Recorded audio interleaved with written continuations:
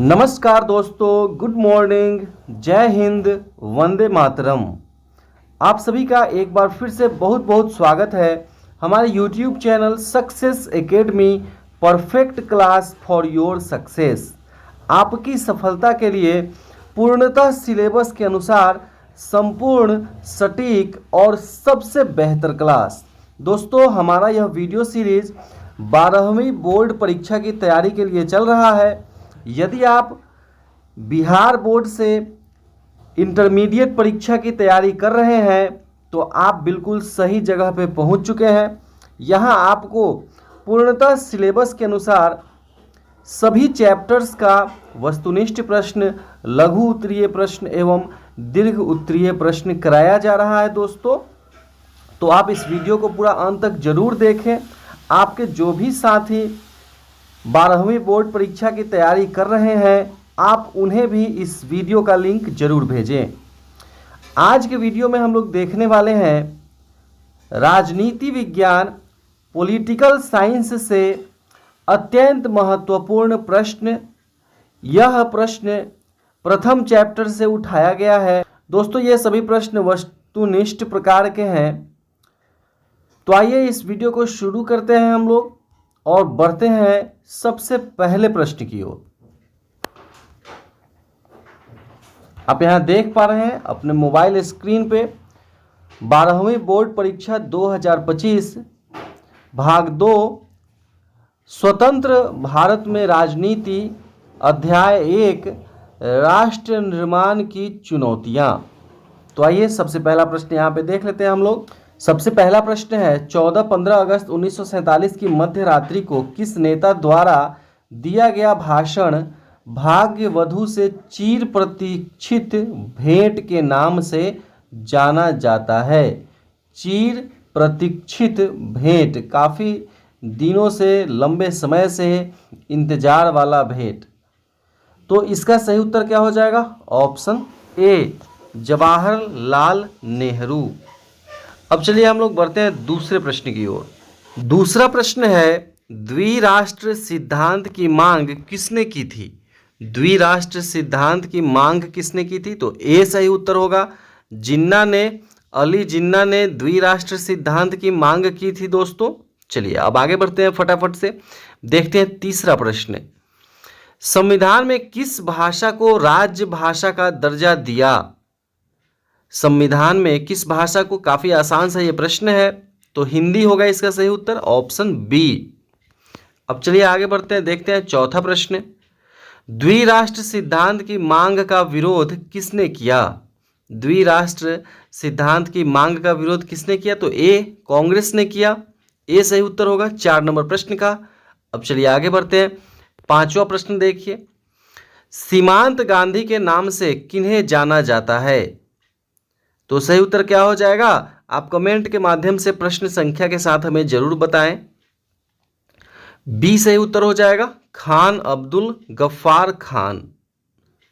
चलिए आगे बढ़ते हैं, छठा प्रश्न देखिए। विभाजन की सबसे बड़ी त्रासदी क्या थी? विभाजन की सबसे बड़ी त्रासदी पंजाब का बंटवारा, बंगाल का बंटवारा, ये दोनों था। इसलिए इसका सही उत्तर क्या हो जाएगा? ऑप्शन सी हो जाएगा। चलिए आगे बढ़ते हैं, देखते हैं सातवां प्रश्न।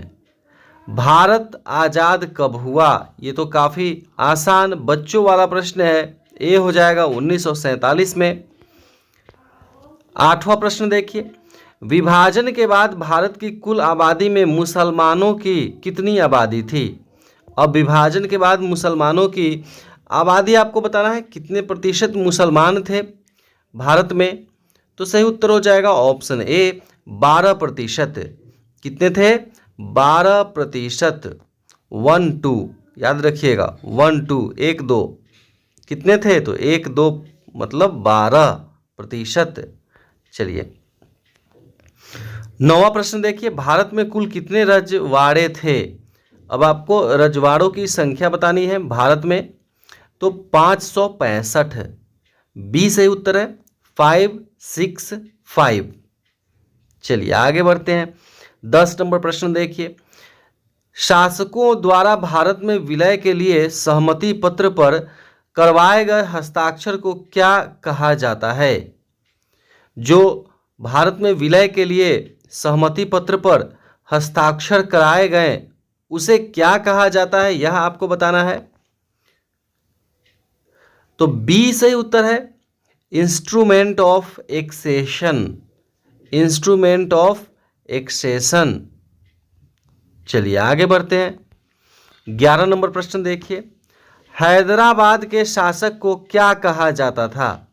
हैदराबाद के शासक को क्या कहा जाता था? तो निजाम कहा जाता था। ये सही उत्तर होगा 11 नंबर प्रश्न का। चलिए आगे बढ़ते हैं। 12 नंबर प्रश्न देखिए, फटाफट से दोस्तों यहाँ पे हम लोग देख रहे हैं प्रश्न काफ़ी आसान से कुछ प्रश्न हैं और कुछ प्रश्न थोड़े से मुश्किल हैं। ये सभी प्रश्न अत्यंत महत्वपूर्ण है दोस्तों। आपकी बिहार बोर्ड की 12वीं बोर्ड परीक्षा के लिए हो सके तो इन प्रश्नों को कहीं पे नोट करते चले या फिर आप PDF मंगा सकते हैं। नीचे दिए हुए नंबर पे संपर्क करके इन सभी महत्वपूर्ण प्रश्नों का PDF आप ले सकते हैं। चलिए आगे बढ़ते हैं हम लोग। 12 नंबर प्रश्न देख लीजिए यहाँ पे, हैदराबाद का विलय भारत में कब हुआ? तो बी सही उत्तर है 1948 में हुआ। 13 नंबर देखिए, सबसे पहले किस प्रांत के राजा ने अपने राज्य को आजाद रखने की घोषणा की? तो डी सही उत्तर है त्रावणकोर। 14 नंबर प्रश्न देखिए, मणिपुर के राजा का क्या नाम था? मणिपुर के राजा का नाम आपको बताना है। तो बोधचंद्र सिंह ये सही उत्तर है इस प्रश्न का। 15 नंबर प्रश्न देखिए, भारत का वह हिस्सा जहां सर्वप्रथम सार्वभौमिक वयस्क मताधिकार के सिद्धांत को अपनाकर चुनाव हुआ, वह बताना है। वह भारत का हिस्सा बताना है जहां पे सर्वप्रथम सार्वभौमिक वयस्क मताधिकार का सिद्धांत अपनाया गया। तो सही उत्तर हो जाएगा ऑप्शन डी मणिपुर। चलिए 16 नंबर प्रश्न देखिए, ब्रिटिश शासन ने प्रांतों की सीमाएं किस आधार पर तय कर रखी थी? ब्रिटिश शासन ने प्रांतों की सीमाएं किस आधार पर तय कर रखी थी? तो सही उत्तर है ऑप्शन सी प्रशासन। 17 नंबर प्रश्न देखिए, राज्यों का पुनर्गठन भाषा के आधार पर हो, इस सिद्धांत को कांग्रेस के किस अधिवेशन में अपनाया गया? राज्यों का पुनर्गठन भाषा के आधार पर हो, इस सिद्धांत को कांग्रेस के किस अधिवेशन में अपनाया गया? तो आपका ये सही उत्तर हो जाएगा ऑप्शन ए 1920 के कांग्रेस के अधिवेशन में।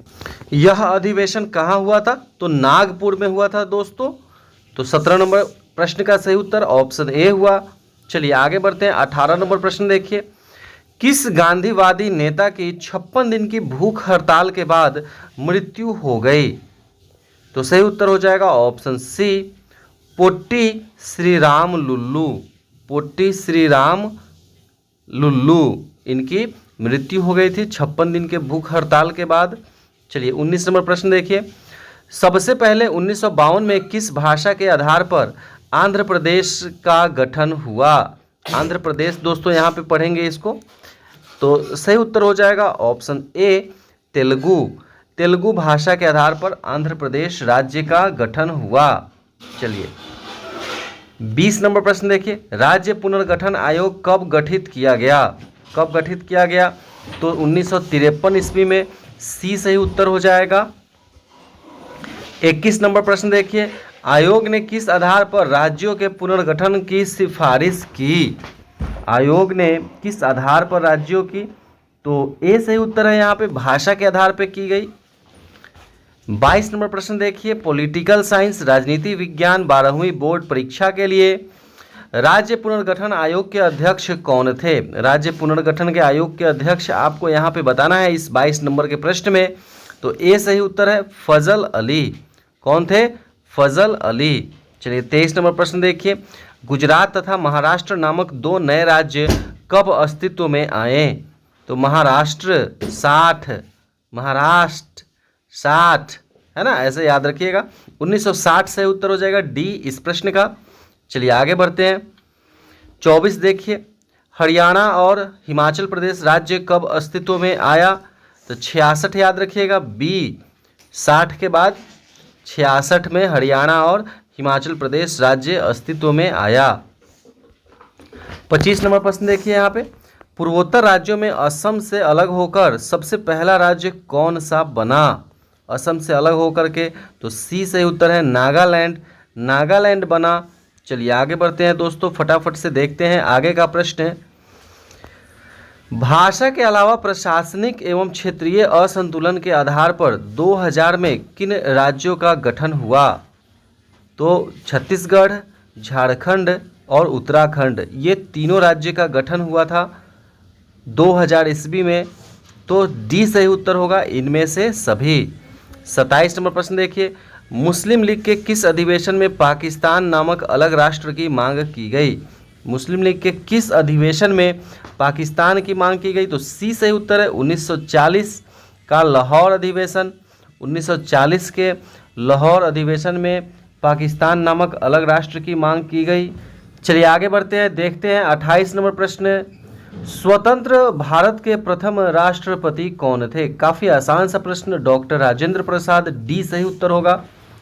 29 नंबर प्रश्न देखिए, भारत का संविधान कब अंगीकृत किया गया? भारत का संविधान कब अंगीकृत किया गया? 29 नंबर प्रश्न में आपको बताना है यहाँ पे दोस्तों।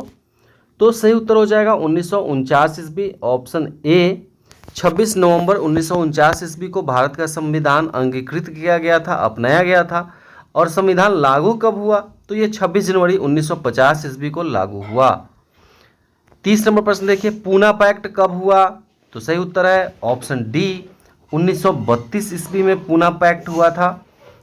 चलिए आगे बढ़ते हैं, 31 देखिए, सौराष्ट्र किस राज्य का अंग है? तो डी गुजरात का अंग है सौराष्ट्र।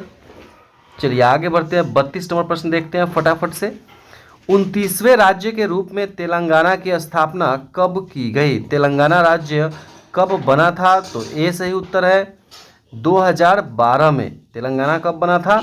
तो 2012 में। आंध्र प्रदेश से काटकर यह बना था। 33 नंबर प्रश्न देखिए, 1930 में गांधी जी ने किस आंदोलन की शुरुआत की थी? 1930 में गांधी जी ने सविनय अवज्ञा आंदोलन की शुरुआत की थी। 34 नंबर प्रश्न देखिए, संविधान सभा के प्रारूप समिति के अध्यक्ष कौन थे? तो डॉक्टर अंबेडकर थे, डॉक्टर भीमराव अंबेडकर। बी सही उत्तर होगा 34 नंबर प्रश्न का। चलिए 35 नंबर प्रश्न देखते हैं फटाफट से, बैक टू बैक दोस्तों। यहाँ पे भारत की संविधान सभा का गठन किस योजना के आधार पर हुआ था? बी सही उत्तर है कैबिनेट मिशन योजना के आधार पर। किस योजना के आधार पर? तो कैबिनेट मिशन योजना के आधार पर भारत की संविधान सभा का गठन हुआ था। 36 नंबर प्रश्न देखिए, संविधान निर्मात्री सभा में उद्देश्य प्रस्ताव को किसने प्रस्तुत किया? उद्देश्य प्रस्ताव को किसने प्रस्तुत किया यह बताना है। तो जवाहरलाल नेहरू, उद्देशिका जवाहरलाल नेहरू के द्वारा प्रस्तुत किया गया। चलिए 37 नंबर प्रश्न देखिए, संविधान के किस भाग को संविधान की आत्मा कहा जाता है?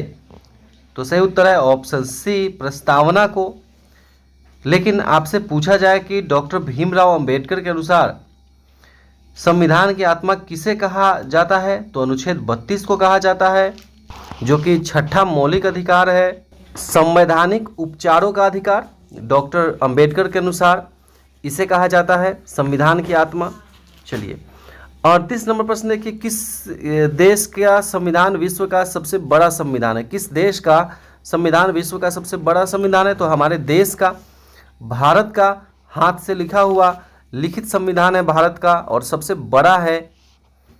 डी सही उत्तर है 38 नंबर प्रश्न का। 39 नंबर प्रश्न देखिए, पहले भारतीय व्यक्ति जो भारत के गवर्नर जनरल बने? सी राजगोपालाचारी। सी सही उत्तर है 39 नंबर प्रश्न का। 40 नंबर प्रश्न देखिए, संविधान सभा के अध्यक्ष कौन थे? तो राजेंद्र प्रसाद थे। डी सही उत्तर है 40 नंबर प्रश्न का। 41 नंबर प्रश्न देखिए, राज्य पुनर्गठन अधिनियम कब पारित हुआ? राज्य पुनर्गठन अधिनियम। डी 42 देखिए, राज्य पुनर्गठन अधिनियम के आधार पर कितने राज्य और केंद्र शासित प्रदेश बनाए गए? राज्य पुनर्गठन अधिनियम के आधार पर कितने राज्य और केंद्र शासित प्रदेश बने? तो ए 14 राज्य और 6 केंद्र शासित प्रदेश। 43 देखिए, देसी राजवाड़ों के भारतीय संघ में विलय की जिम्मेदारी किन्हें दी गई? तो ये सरदार पटेल को दी गई थी, सरदार वल्लभ भाई पटेल। ये सही उत्तर है 43 नंबर प्रश्न का दोस्तों। अब आइए देखते हैं 44 नंबर प्रश्न। मुस्लिम लीग की स्थापना कब हुई थी? मुस्लिम लीग की स्थापना आपको बताना है 44 नंबर प्रश्न में। तो बी सही उत्तर होगा 1906 ईस्वी में। तो इस प्रकार से ये 44 प्रश्न थे राजनीति विज्ञान पॉलिटिकल साइंस से 12वीं बोर्ड परीक्षा की तैयारी के लिए। यह वीडियो कैसा लगा आपको कमेंट के माध्यम से जरूर बताइए। अच्छा लगा तो लाइक करिए और पीडीएफ मटेरियल के लिए तथा परीक्षा की संपूर्ण सटीक और सबसे बेहतर तैयारी वाले ग्रुप से जुड़ने के लिए आप नीचे दिए हुए नंबर से संपर्क करें और लगातार प्रैक्टिस सेट से अभ्यास करके अपने तैयारी को बेहतर से बेहतर बनाएं। मिलते हैं अगले वीडियो में, तब तक के लिए जय हिंद।